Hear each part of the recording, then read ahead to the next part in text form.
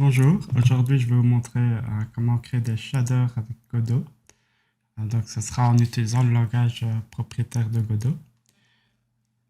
Si vous parlez anglais, il y a Art of Code qui a plein de tutoriaux qui seront meilleurs que celui-ci, je pense, parce qu'il va beaucoup plus loin. Et donc je fais ça juste pour les francophones en gros. Comme ça, ceux qui parlent pas bien ou qui comprennent en tout cas pas bien l'anglais, au moins ils savent suivre quelque chose en français. Et puis, je ferai avec Godot, donc c'est plus spécifique à Godot aussi. Donc, du coup, il n'y a pas à convertir un shader de GLSL à Godot. Alors, pour faire un shader en Godot, on va le faire en 2D parce que ce sont les plus simples. Donc, je clique sur 2D scène. Et là, je vais remplacer mon nœud par un nœud de type sprite. Voilà, change. Donc maintenant, j'ai un nœud en haut à gauche qui est un sprite. Alors, je n'ai pas mis d'image encore et je ne vais pas en mettre. Donc ce que je vais faire, c'est je vais aller dans je vais aller dans texture et là, on va aller choisir un image texture. Et puis ici, normalement, on ne fait pas ça. Normalement, on prend une image PNG ou enfin, une image quoi. Et on va drag and drop. Mais ici, je crée une texture et je vais donner une taille. Par exemple, 32 par 32. Ce sera la taille visible dans l'éditeur. Et c'est tout. Et en fait, en faisant ça, j'ai créé une texture qui est liée à rien du tout, donc une texture vide. Donc ici, on voit image, elle est vide. Et c'est bien comme ça. Ok. Donc maintenant, on va faire le shader. Donc ici, on voit que l'image, elle est noire parce que tous les pixels de l'image, ils sont à 0. Et donc, du coup, 0, c'est noir. Ok, donc ici, ce qu'on va faire, c'est ajouter un matériel, donc canva item matériel, new shader matériel. Et dans le shader, on va déployer, donc je clique pour déployer, et là on a shader. C'est mis en petit, je clique, et on va pas prendre visual shader, on va prendre new shader. Alors il se passe rien, je vais recliquer dessus et ça ouvre l'éditeur. Ensuite, dans le bas, on voit qu'il faut marquer shader type, suivi de quelque chose. Et ici, on va faire un canva item. Canva item, c'est pour la 2D. Si on regarde dans les nœuds, je vais faire change type. Là, on voit que ce sont des canva items. Donc, c'est des shaders pour cette nœud-là. Donc, on tape donc shader type et canva item. Voilà. Là, on n'a vraiment rien fait. On a juste dit, voilà, c'est un shader qui sera appliqué à un... Pardon, je fais CTRL S par automatisme. On a fait un shader qui sera appliqué au matériel, donc à la matière, oui, qu'on a mis à ce nœud. Ok. Maintenant, on va dire qu'on veut un shader qui va modifier les pixels individuellement. Alors, ce qui se passe, c'est que quand la carte graphique veut afficher le sprite, elle va dire, ah, tiens, qu'est-ce qui est à ce pixel-là? Et pour savoir ce qu'il y a à ce pixel-là, elle va faire un sampling, c'est-à-dire elle va aller lire une valeur. Et cette valeur-là, que la carte graphique va aller lire, elle va le faire passer par le shader. Et donc, le shader va pouvoir dire, ah, la valeur que tu as lue, je veux la transformer. Alors, on va faire un truc tout simple, c'est qu'on va mettre toute l'image en blanc.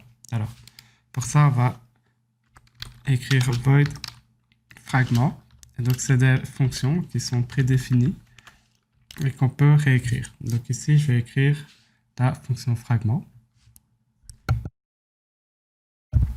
Et dedans, on va dire, OK, qu'est-ce qu'on va faire? Alors, il y a un truc un peu magique avec les shaders, c'est qu'il y a des variables un peu globales.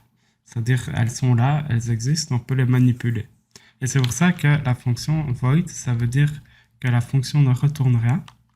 Donc on a une fonction qui retourne rien. Alors comment on va retourner le pixel?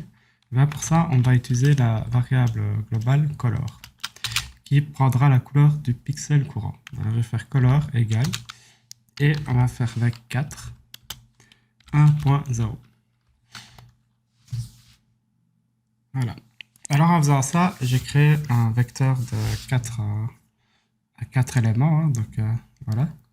Et tout est à 1. Donc c'est comme si j'avais tapé vecteur 1.0, 1.0, 1.0. Alors, c'est un peu cryptique. Encore le CTRL S. C'est un peu cryptique.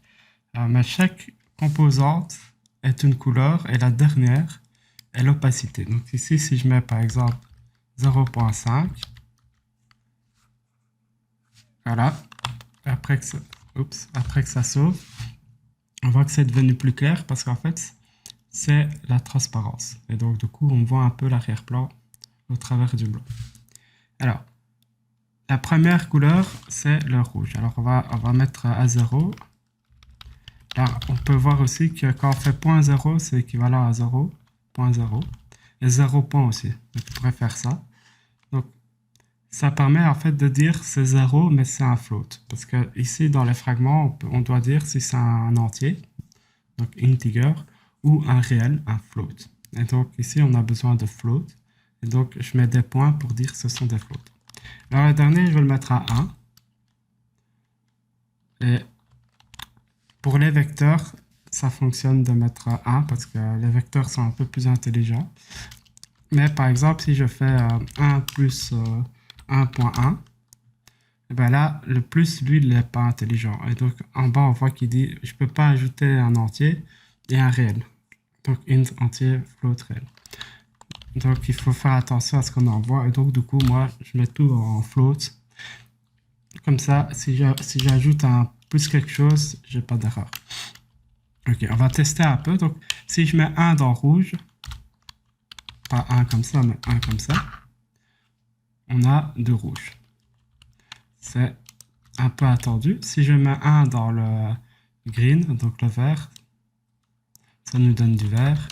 Et si je mets 1 dans le B, blue, ça me donne du bleu. Et donc, on peut combiner, par exemple, si je prends du vert et du bleu, j'aurai du jaune. Non, je dis des conneries, mais c'est pas grave. C'est plutôt si on prend du rouge, non, même pas. Rouge-vert, voilà. Rouge-vert donne du jaune. Voilà, en mélangeant bien les couleurs, on peut faire toutes les couleurs. Hein. Voilà, c'est un peu la théorie des couleurs. Mais c'est pas ce qui nous intéresse ici. Mais c'était pour montrer qu'en fait, color, ça prend bien plusieurs valeurs. Alors, on peut aussi faire un color, point. Et alors là, j'ai R, G et B. Et puis j'ai aussi X, Y et Z. Et puis j'ai A et W. W, je me rappelle plus. Et A, c'est l'opacité. Donc l'alpha, quoi. Alors pourquoi on a X, Y qui est mixé avec les couleurs? C'est parce qu'en fait, le X, c'est un alias, c'est un synonyme de R. Et Y, c'est un synonyme de G. Et Z, c'est un synonyme de B. Parce que parfois, on veut utiliser les vecteurs comme des coordonnées, hein, une position sur la sprite, ou on veut utiliser comme couleur. Et donc, c'est la même structure qui est utilisée pour les deux. Ça simplifie. Ok, donc là, on a notre sprite qui devient tout blanc si on met tout à 1. Voilà. Alors, pourquoi elle devient tout blanc? Parce que là, on assigne en fait qu'un seul pixel à la fois. Et ce qui se passe, c'est que la carte graphique, elle va demander pour chaque pixel la couleur. Et pour l'instant, on lui dit simplement, ah, bah, ce pixel-là, c'est blanc, celui-là, c'est blanc, celui-là, c'est blanc, celui-là, c'est blanc. Donc, n'importe quelle coordonnée qu'on reçoit, on lui dit, c'est du blanc. Et donc, du coup, bah, la carte graphique, elle affiche du blanc. Donc là, c'est pas très compliqué. Maintenant, on va complexifier un peu. Il y a une deuxième variable qui s'appelle UV. Alors, l'UV, c'est la coordonnée dans la texture. Alors, par défaut, les UV, elles vont de 0 à 1. Et bon, elles sont alignées avec la texture source, mais on s'en fout. Donc, pour l'instant, on va considérer qu'en fait, UV va nous donner, pour les X, quelque chose qui va de 0 à 1, et pour les Y, quelque chose qui va de 0 à 1. Alors, on peut voir ça en prenant, par exemple, en faisant ceci. On va juste travailler avec du noir et blanc. Alors, là, je vais faire une construction un peu bizarre, mais c'est la même chose que ce que j'ai fait avant. Donc là, ce que je dis simplement, c'est que le vecteur 4, c'est les trois premiers qui seront à 1, donc le RGB qui seront à 1, et le alpha qui est à 1. Voilà. Ou je peux, pour que ce soit plus clair, on va utiliser RGB égale vecteur 3 1.0. Et là, je dis que ce vecteur 3, qui contiendra au final 1, 1, 1, va remplir R, G et B. Et donc, on a vraiment ce qu'on avait avant. Je vais mettre un 0, un 1 pour le vert et un 0. Et on voit que ça devient vert. Et l'opacité n'a pas été changée. Et donc, du coup, comme ça, on peut utiliser un vecteur 3. Et comme on veut faire du noir et blanc, on peut omettre les deux autres composantes. Et donc, il va copier automatiquement. La première composante va être copiée dans les deux autres. Et donc, c'est comme ça qu'on obtient en fait des teintes de blanc ou de noir. C'est un peu comme on veut. Et donc, voilà. Donc, en travaillant avec une seule composante qui sera copiée sur les deux autres, on peut travailler en niveau de gris. Comme ça, on n'a pas l'ennui de gérer les couleurs, l'addition des couleurs et tout ça. Et en fait, c'est important parce qu'on va utiliser ça comme masque. Alors, on va essayer de voir ce que ça donne avec VUV.x.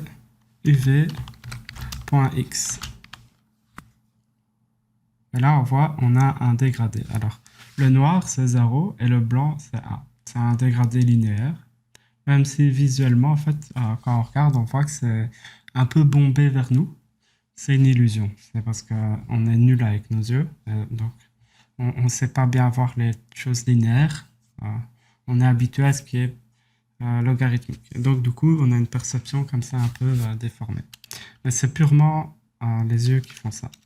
Si je mets Y, enfin plutôt le cerveau, mais bon, on voit la même chose. On a notre dégradé linéaire qui nous semble pas linéaire. Et donc là, on a...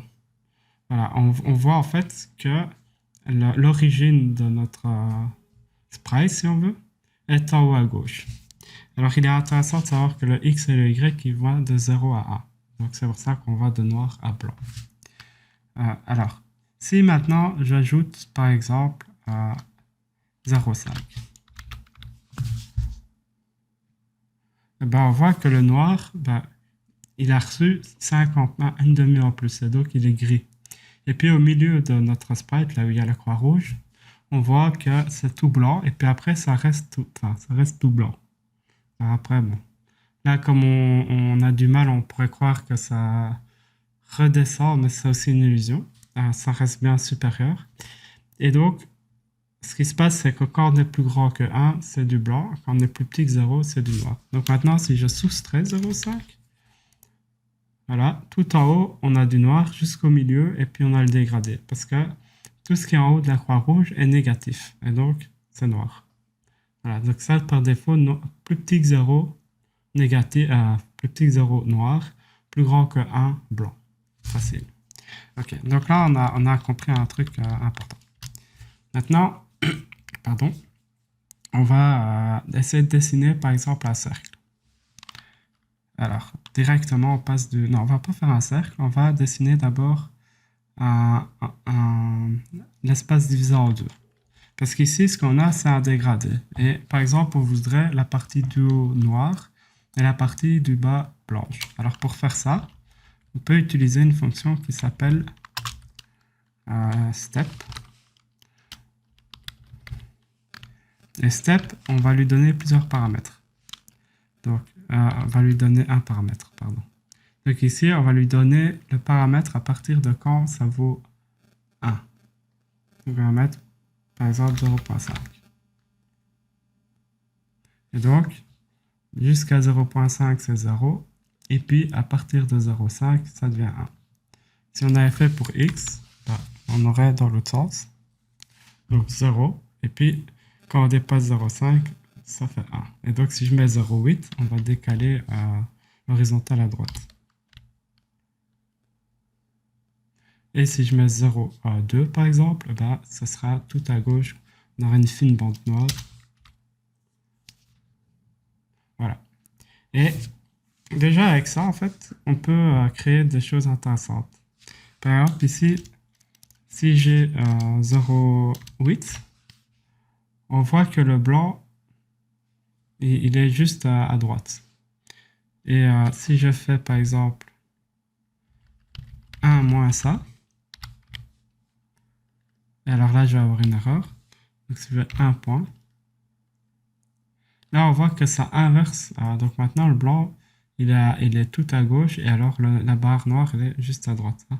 Donc on voit qu'en faisant 1 moins, en fait, on prend le négatif de notre masque. Et c'est important. Alors maintenant, ce qu'on va faire, c'est faire la superposition de deux masques. Et pour ça, on a deux équations importantes. C'est n'importe quoi multiplié par 0 donne 0, logique. Et n'importe quoi multiplié par 1 donne le n'importe quoi. C'est un peu plus compliqué, mais bon, tout le monde connaît quand même. Donc maintenant, ce qu'on va faire, c'est juste avoir une bande blanche au milieu. Alors pour ça, on va prendre l'intersection, donc on va prendre ce qui se superpose dans les deux parties. Et donc pour ça, on sait qu'on a 0,8 par exemple, qui va nous donner, ou 0,2 comme ça, qui va nous donner du blanc à partir de 0,2. Et on sait que si on inverse le masque, eh ben on a le blanc qui va commencer et qui va aller jusqu'à 0,2. Hein? Et donc du coup, si on veut garder juste le centre, ce qu'on doit faire, alors je vais le faire avant de... Ce qu'on va faire, c'est multiplier, grâce aux deux fameuses égalités que j'ai données. Hein. On va multiplier en faisant 1 moins. Et là maintenant, j'ai rien. Alors, on se rappelle que ici, on avait le blanc qui sera à droite. Donc là, on va mettre 0,8. Voilà, donc à partir de 0,2, c'était bien. Donc à partir de 0,2, c'est blanc. Et là, c'est le blanc, il est, on va dire, il est inversé. Donc on doit faire 1 moins 0,2. Parce que là, on joue avec la partie gauche. Ah, bon, ça montre la partie droite, évidemment. Mais là, en fait, on a le blanc qui fait ce quart-là. Et donc, on a le blanc qui vient comme ça. Et on a l'autre blanc qui vient comme ça. Et ce qui superpose, c'est la bande qu'on a ici. Donc ça, c'est pour une bande verticale. Alors maintenant, je vais dupliquer ça. Et la deuxième ligne réécrase la valeur de RGB. Donc c'est comme si la première ligne ne servait à rien. Enfin, c'est exactement le cas. Je vais mettre des Y. Donc on va avoir notre bande horizontale. Et là, on voit qu'elle écrase l'image au-dessus. Là, ce qu'on peut faire, c'est simplement prendre ça. Et si je multiplie, je vais avoir l'intersection des deux bandes. Et donc, ça va nous donner un carré. Parce que c'est c'est ce qui est commun aux deux bandes qu'on vient de créer. Et donc maintenant, je peux en faire par exemple un rectangle. En changeant les paramètres. Voilà. Donc là, je suis capable de faire un rectangle. Si on veut faire une croix, on ne peut pas utiliser le fois, mais on doit utiliser le plus. Mais si on met le plus, en fait, ce qui se passe, c'est que le centre de notre croix est plus grand que 1. Et donc, si on fait moins 0,5, on voit que, je vais mettre même moins 75, on voit qu'on enlève une certaine valeur de partout, mais le centre reste présent. Voilà. Donc si je fais moins 1 pour voir.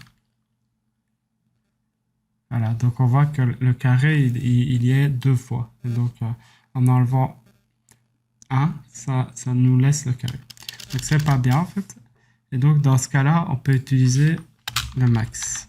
C'est une fonction, la fonction max. Je vais prendre le maximum des deux valeurs. Et donc là maintenant, si je fais moins 1, tout disparaît. Parce qu'on n'a pas additionné, on a juste pris le maximum. Le maximum étant chaque fois 1, si on retire 1, tout est supprimé. Donc c'est important de faire gaffe, ou encore le CTRL S réflexe. C'est important de ne pas dépasser 1, parce que sinon après, quand on fait des opérations d'addition ou de multiplication, on peut avoir des choses bizarres. Hein. Donc toujours essayer de bien garder dans le range 0 à 1. Et donc là, on peut faire des petites croix, on peut faire des carrés. Et maintenant, on va voir comment faire un cercle. Alors pour le cercle, c'est un peu plus compliqué. En fait, ça ne l'est pas vraiment, mais à expliquer. Donc ce qu'on va commencer, c'est simplement dire uv.x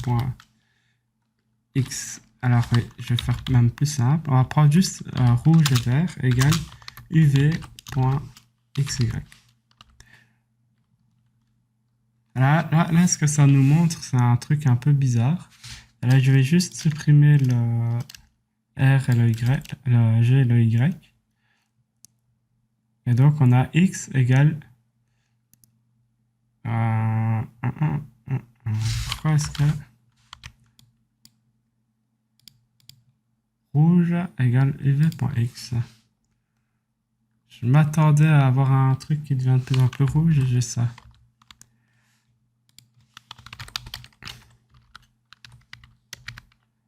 Alors, je vais quand même voir si... c'est parce que j'ai fait un truc... Voilà. Ok, donc j'avais un reliquat de valeur dans la texture, donc c'est pour ça que ça faisait un truc bizarre. Donc la première ligne, met tout à 0, comme ça je suis sûr qu'il n'y a pas de reliquat, et que ce R et X, ils sont liés. Donc maintenant, color.R égale uv.x, on voit que plus on va vers la droite, plus ça devient rouge. Si je duplique ça et que je fais le G égale Y, et que je commente cette ligne-là, là, on a, plus on descend, plus ça devient vert. Et si on combine les deux, eh ben, on a notre... Donc ici, on voit bien que ce coin-là, c'est X tout à droite, donc il est rouge. Ce coin-là, vu que c'est du vert tout en bas, ben, c'est du rouge. Et ce coin-là, c'est la mixture parfaite du rouge et du vert qui donne du jaune. Voilà. Et donc, ce carré montre toutes les combinaisons de couleurs possibles avec du rouge et du vert. Et accessoirement, ça montre aussi les coordonnées. Donc, on voit qu'en haut à gauche, en 0, 0, on est noir, parce que la valeur au final, c'est 0. Et en bas à droite, on est jaune, parce qu'on a full rouge et full vert. Hein? Et pourquoi j'ai fait ça? Parce que maintenant, on va déformer ces coordonnées. On va déplacer ce point noir-là, on va le déplacer au centre. Et donc, pour ça, ce qu'on va faire, c'est que cette coordonnée-là doit être 0. Donc 0,5 devient 0. Comment est-ce qu'on fait pour que ce point-là soit, à la place d'être 0,5, 0,5, soit 0, 0? Ben, la réponse c'est, on retire 0,5, 0,5. Ok, alors on va faire ça. Hein. Donc on va dire que on a un nouveau vecteur 2, donc on peut créer des variables, que je vais appeler petit uv, qui est égal au uv original. Et on va utiliser le petit v pour afficher les coordonnées. Voilà. Bon, je dois arrêter de faire CTRL-S. Donc là, du coup, on a nos coordonnées qui n'ont pas changé. Et on va faire ce que j'ai dit. Donc, on va soustraire moins 0,5. Pouf. Et là, on voit que ça s'est déplacé. Et maintenant, notre 0, 0, il est ici. Il est ici. Et ça s'accroît comme ça. Et ça s'accroît comme ça. Évidemment, le truc, c'est que ce point-là, c'est plus 1. Ce point-là n'est plus 1, puisqu'on a soustrait. Donc, ce point-là est 0,5. Et donc, si on veut avoir 1 et moins 1, ce qu'on doit faire, c'est moins 0,5 divisé par 2. Alors, est-ce que je fais une connerie? 2 points. Oups. Je fais une connerie, fois 2. Et donc là, je multiplie chaque valeur par 2. Ouais, donc 0,5 devient 1. Donc on récupère notre jaune. Et ici, on a un quadrant qui est tout noir parce que ce sont tous des nombres négatifs. Mais là, on s'en fout parce que on va utiliser ce nombre négatif. Maintenant, pour faire un cercle, ce qu'on doit faire, c'est dire, OK, quelle est la longueur. Oh, oui, donc ici, maintenant, le point 0, 0, il est ici. Et donc, si je dis pour un point, quelle est la longueur de UV, de mon nouveau UV, par exemple, je suis là, quelle est la longueur de UV, et bien, il va me répondre que c'est, par exemple, 0,5. Par exemple, ici, il va dire que c'est 0,5. Puis là, 0,6, 7, 8, 9, et puis là, 1. Pareil, comme ça, et comme ça. Et donc, du coup, si on regarde tous les points qui sont à une distance de 1, ça nous fera un cercle. Et donc, du coup, de ici à là, on aura un espèce de dégradé, mais un dégradé radial, circulaire, parce que tous les rayons comme ça, suivant la distance à la croix, vont être de plus en plus blancs. Et donc, on va tester du coup.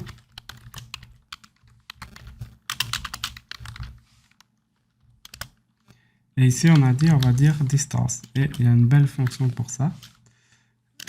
Mais moi, je vais prendre length de UV. Donc, il ne faut pas oublier que chaque fois, UV, c'est le point qui est centré. Et donc là, bah, on a bien 0. Et puis, ça s'incrémente jusqu'à être totalement blanc. Donc, là, c'est pas encore un cercle, mais on a plein de cercles avec des gris différents. En fait, c'est plein de cercles qui sont l'un à côté des autres, hein, qui sont concentriques et qui viennent de plus en plus blancs. Donc maintenant, ce qu'on veut, c'est, par exemple, faire un cercle. Hein. Et pour ça, on doit dire, bah, tout ce qui est plus grand que telle distance, ça devient blanc ou ça devient noir. Et donc pour ça, on peut utiliser notre fameux, on va utiliser step. Voilà. Donc on a notre deuxième paramètre et on va dire par exemple 0.5. Et donc on a bien 0.5 et tous ces points-là sont à 0.5. Et donc au centre, on a tous les points noirs. Ce sont les points qui n'étaient pas plus grands que 0.5. Et puis tous les points plus grands que 0.5 sont devenus blancs. Et alors si on veut inverser le masque pour avoir un cercle blanc, c'est ce qui nous intéresse ici, et ben on va faire 1 moins. Et donc ça inverse le masque. Et du coup, on a notre cercle blanc ici. Voilà. Alors, on va faire un plus égal. Parce que ça nous permet de voir l'arrière-plan ici. Et c'est intéressant d'avoir le contexte, on va dire. Voilà. Ok, donc ici, on a notre cercle au milieu. Donc, on sait faire un cercle. Et grâce à ça, on pourrait faire une lune. Donc, on a vu comment additionner deux choses. Hein. Ben, maintenant, on va voir comment soustraire, parce qu'une lune, c'est en fait deux cercles. Donc, on va faire un nouveau cercle. Alors, je vais écraser ça. On va faire un nouveau cercle. Et ce nouveau cercle, je veux le décaler, par exemple, je veux le faire plus grand déjà. Donc, on va dire 0,7. Voilà. Donc, et là, comme je réécrase, on n'a qu'un cercle. Ce cercle est beaucoup plus grand et je veux le décaler à droite. Donc 0, 0, il doit être ici. Et donc on doit soustraire, par exemple ici serait 0,2, et bien on devrait soustraire 0,2. Donc ici, je pourrais dire UV égale UV. Alors on va faire UV.x égale UV.x moins 0.2. Et donc, pouf, il se décale à droite, puisque à chaque point, en retirant 0,2, ça décale à droite. Hein. Parce que, en fait, ce qu'on fait, c'est, on regarde, je suis ici, là c'est 0,2, et donc j'aimerais que ce point qui est 0 devienne 0,2. Donc du coup, bah, pour que 0,2 devienne 0, il faut enlever 0,2. Et donc c'est pour ça qu'on soustrait. Pareil pour aller vers le bas, hein. Après on peut faire par analogie. Ok, donc là maintenant on a décalé notre cercle vers la droite. Et on voudrait soustraire un cercle de l'autre. Alors, ici, comme on va faire une soustraction, le plus simple, c'est de faire une soustraction. Et catastrophe, c'est tout noir. Alors, réfléchir un peu. Donc, ici, si je fais CTRL-K, j'ai mon petit... Ah oui, mais j'ai l'impression qu'il couvre en fait entièrement. Ouais. Donc ici, bah, c'est un cas où j'ai mal fait évidemment, parce que le petit cercle couvre totalement le grand. Et c'est normal parce que je décale de 0,2 et le rayon est de 0,2 plus grand. Donc on va faire 0,6. Donc, je réduis le rayon.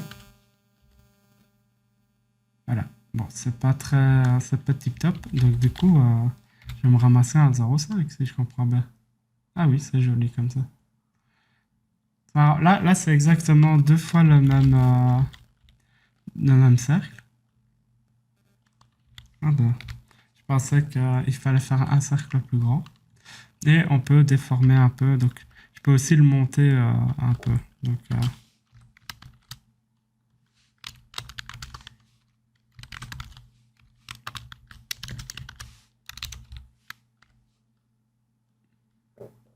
voilà.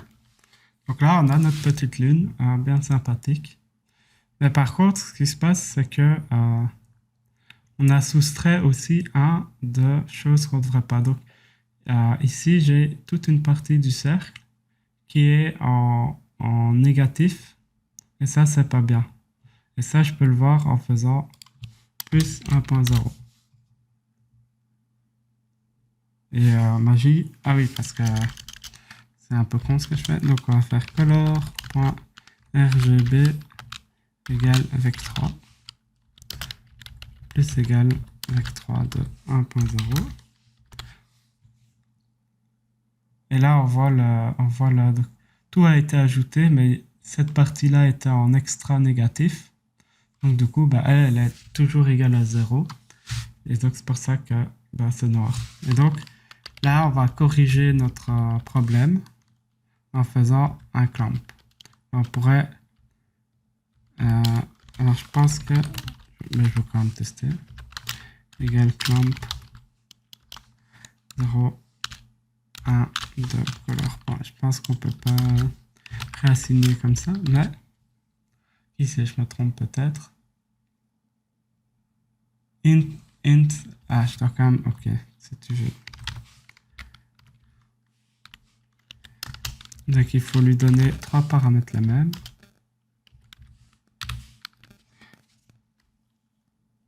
Voilà, là, je lui dis en gros, tu mets tout entre 0 et 1.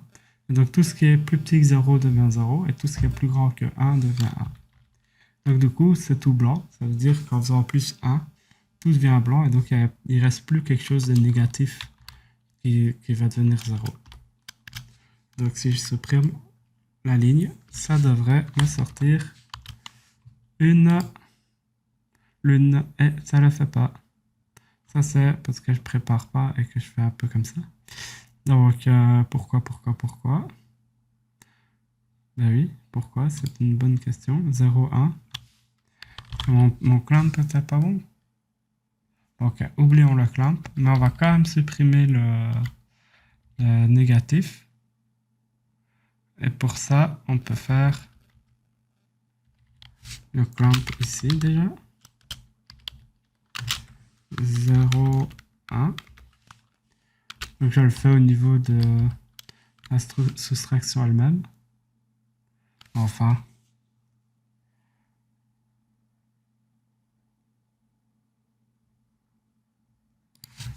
Bon.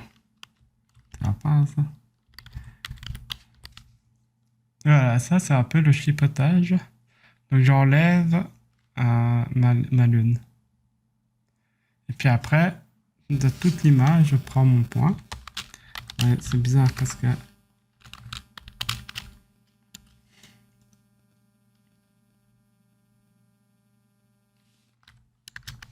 J'ai l'impression que...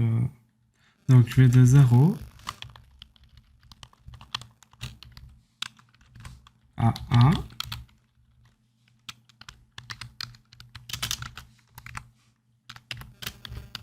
Donc je prends mon point et je le mets entre 0 et 1. Et j'obtiens 1. Donc ça veut dire que... Et c'est pas logique, que j'aurai des valeurs plus grandes que 1.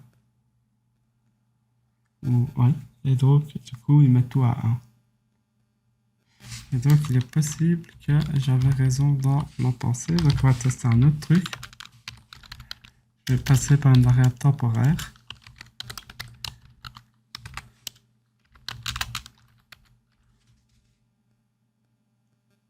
Et ça fait rien. Donc, ici, c'est un petit challenge. Pourquoi est-ce que mon clamp, qui va de 0 à 1, fonctionne pas.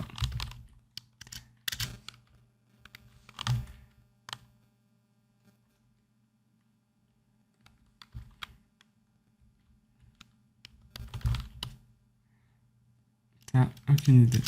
Mais bon, là on a notre lune. Et alors maintenant on peut changer notre lune, la couleur de la lune. En faisant par exemple color.rgb fois égal. Et on va donner une couleur. Par exemple rouge. Voilà. Et on a une ligne rouge. Donc là on peut faire une forme et le mettre une couleur. Et alors on a composé avec deux autres formes. Comme on avait fait la croix, et là c'est la lune. Et en manipulant les formes comme ça, ben, il y a moyen de faire des choses plus ou moins complexes. Voilà, donc c'est la base quoi. Après, à partir de ça, il y a des sites sympas. Alors on va passer en mode visite de site.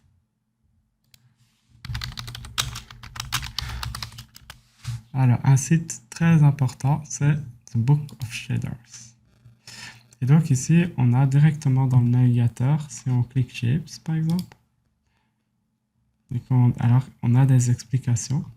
Par contre, ce qu'il faut faire attention, c'est que ce n'est pas le même langage. Donc, on va retrouver les mêmes fonctions, parce que ce sont des fonctions qui sont standards.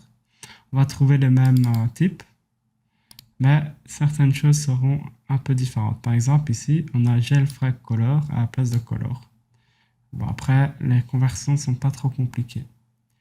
Alors, ce qui est bien aussi ici, c'est que cette image qu'on voit en haut à droite, en fait, elle est dynamique. Donc, je peux très bien aller changer à quelque chose ici. Par exemple, là, je veux changer la bordure. Bah, je peux directement manipuler la valeur. Et donc, il y a des petits widgets. Donc, ça vaut la peine d'utiliser, en fait, cette appli ici pour bien comprendre ce qui se passe avec les shaders. Ici, c'est ce que j'ai expliqué avec le cercle. Et donc ici, on a une variable radius qui est utilisée quelque part ici. Non?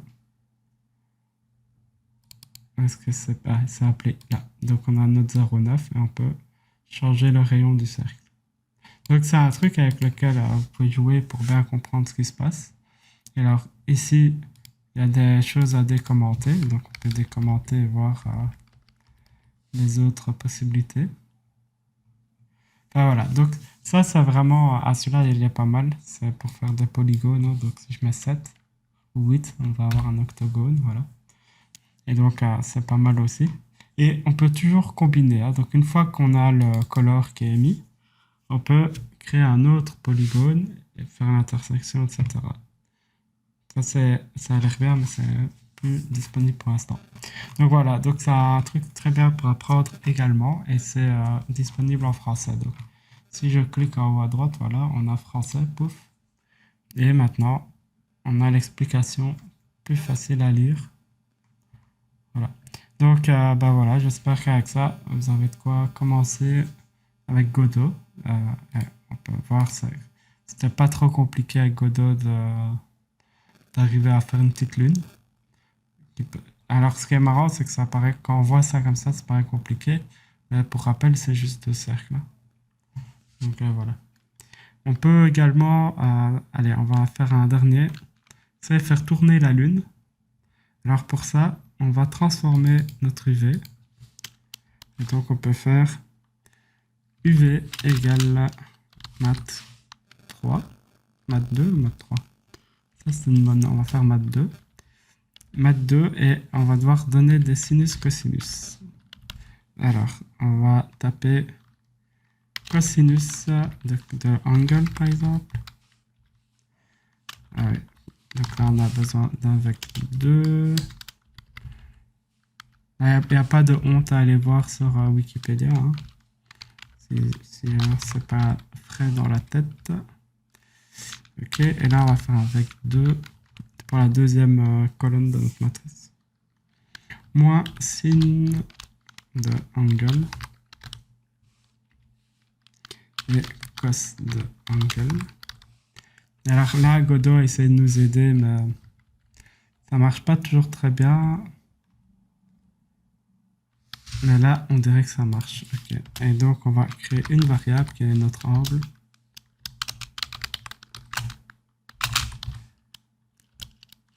Par exemple, on va dire 45. Donc ici, radian, on va convertir des degrés en radians.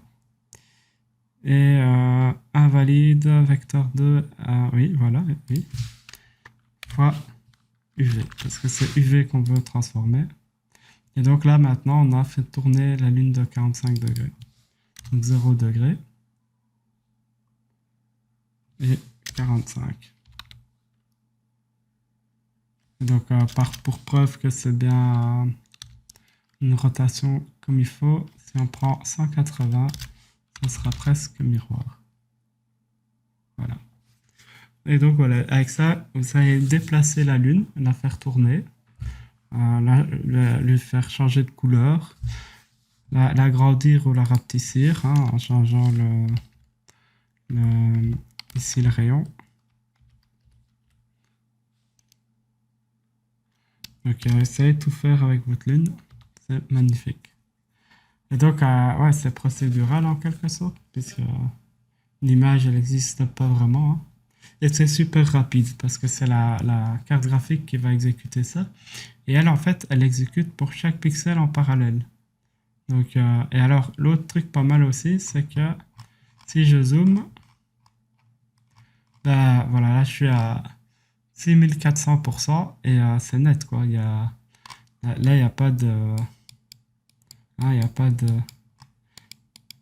Ah là quoi, il n'y a pas de souci, c'est net. Et alors, un autre truc, allez, ça tire, mais c'est qu'on voit du crénelage ici. Hein.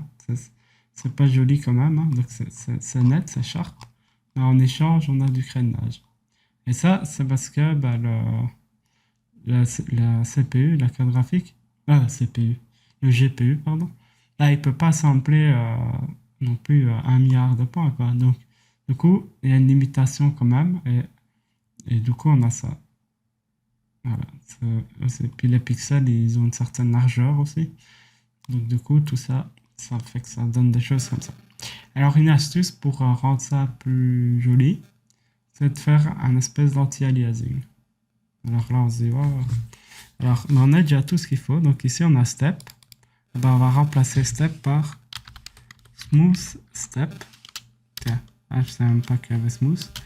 Il y a smooth step. Et on va dire 0,5, 0,6. Et en fait, c'est la 0,5, 0,6. C'est ce dégradé là. Donc c'est la longueur du dégradé pour passer du rouge au noir. Enfin, du blanc ici au noir. Et donc, on va faire 0,51 par exemple. Voilà. Et je vais faire pareil ici. On va remplacer celui-là par smooth step. 0,51. Et là, maintenant, notre lune est légèrement baveuse. Alors, on peut, par exemple, réduire encore ça un petit peu. Voilà. Parce que notre but, voilà, ici, on voit plus le crénage, en fait. C'est joli, c'est high resolution. Hein, voilà, on a vraiment un beau... Et ce qui se passe ici, c'est vraiment que, en fait, il y a un dégradé, mais il est trop petit pour qu'on le perçoive. Et quand on dézoome, là, on a le crénage qui réapparaît. Et ça, c'est encore les histoires de pixels. Donc, voilà. Et par exemple, ici, si on veut cette taille-là maximum, on va exagérer le dégradé. Et si on exagère assez bien, voilà, ça redevient beau. Et donc le dégradé, il faut l'adapter au zoom. C'est un peu parce que là, en zoomant, il devient énorme et donc il devient visible et c'est moche. Enfin, c'est moche. C'est pas top quoi. Et donc là, on devrait le rendre plus petit. Voilà, et ça redevient beau. C'est que c'est important à prendre en compte. Ça. Mais bon, voilà, il y a vraiment moyen d'avoir de belles images à toutes les résolutions.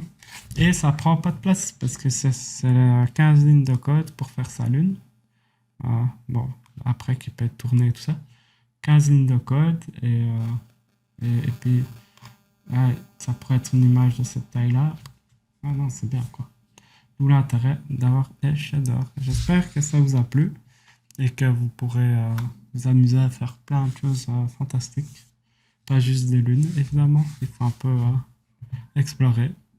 Donc, je vous souhaite bonne chance avec les shaders.